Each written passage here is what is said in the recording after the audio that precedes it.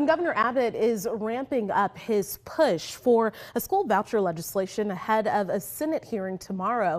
But that plan has some rural school districts worried about its unintended impacts. KXAN Capitol reporter Ryan Chandler has our in-depth look.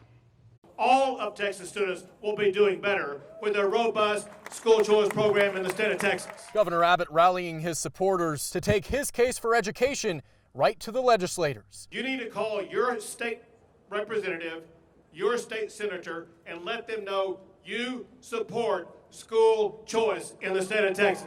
His plan to use state money to pay for $8,000 of a family's private or homeschooling, resonating with some over transparency and curriculum concerns. So many children aren't even being educated properly. But just an hour north of the Capitol, the conversation looks a lot different. This is Bartlett ISD, home to just about 500 students, funded to the tune of $6 million a year, just about 6% of the neighboring Temple. They say keeping every kid counts. We're in the middle of a crisis in public education. We just are. Superintendent Teddy Clevenger has a hard job. We just got out of COVID.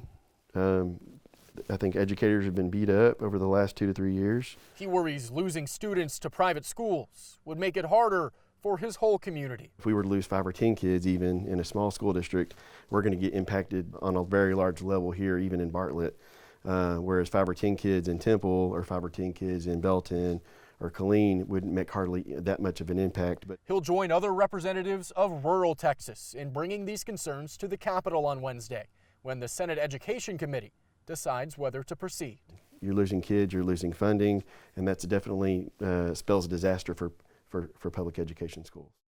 And the Senate Education Committee will also consider a bill to raise teacher pay in Texas. The legislation calls for an across-the-board raise with additional compensation for teachers in smaller districts.